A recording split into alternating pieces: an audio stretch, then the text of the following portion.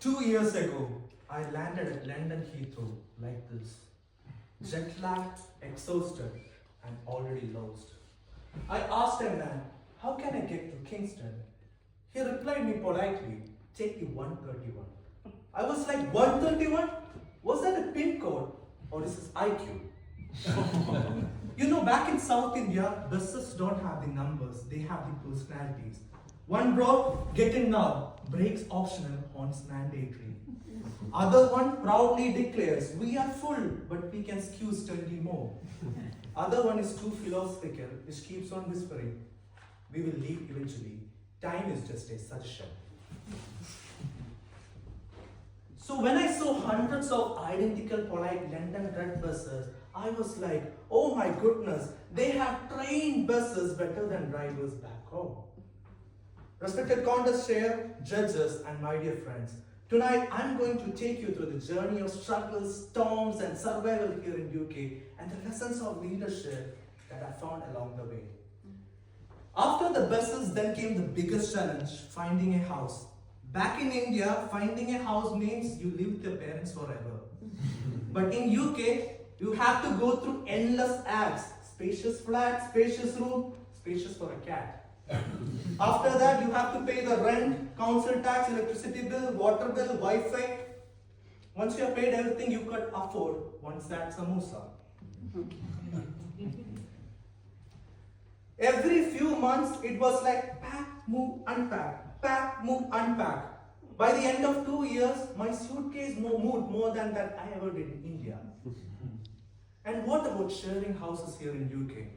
It was like arguing things over like who put the dishes on the sink, whether the heating should be on or off. And finally, whose turn is to buy the toilet paper? Rent means money. Money means part-time. A well-paid software engineer back in India turned into a burger engineer in McDonald's. And McDonald's is not just a job, it's survival training. When 20 hungry teenagers shout at fries, fries, fries, you learn crisis management, you learn anger management, and you learn how to smile when the entire milkshake explodes all over your trousers. As Winston Churchill once said, success is the ability to go from failure to failure with no loss of enthusiasm. And that's what exactly McDonald's taught me. Enthusiasm, even when I was covered in ketchup. Then came university. Back in India, networking means you attend a wedding with free biryani. Here, networking means it's like a speed dating. Expect nobody wants to marry you. They only need the LinkedIn profile. And what about visas? For us, international students, every home office email is like a Netflix thriller. Will he stay? Will he go? Coming soon, season 3 of student visas. Even though the rule changes, leaders don't complain, they adapt. So I adapted. One awkward coffee, one email at a time. And finally, Norwich, the first very job here in UK.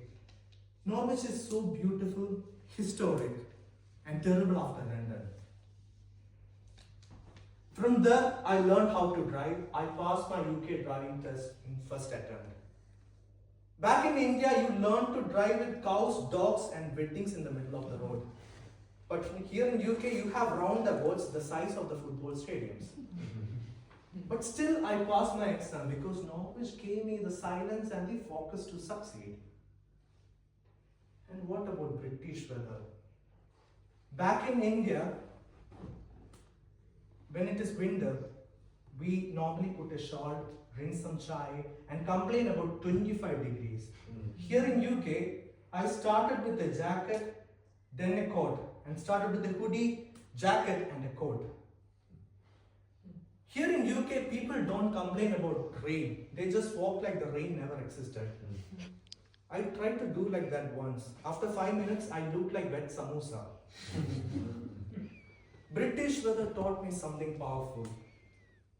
You can't control the storm outside, but you can control how you face them.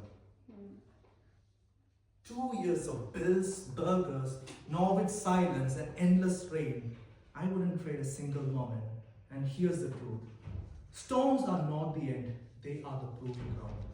If this young boy from South India, who once mistook the best number with a pin code, his IQ, can manage the British weather, Norwich silence, then no matter what life throws at you, you'll always find a way.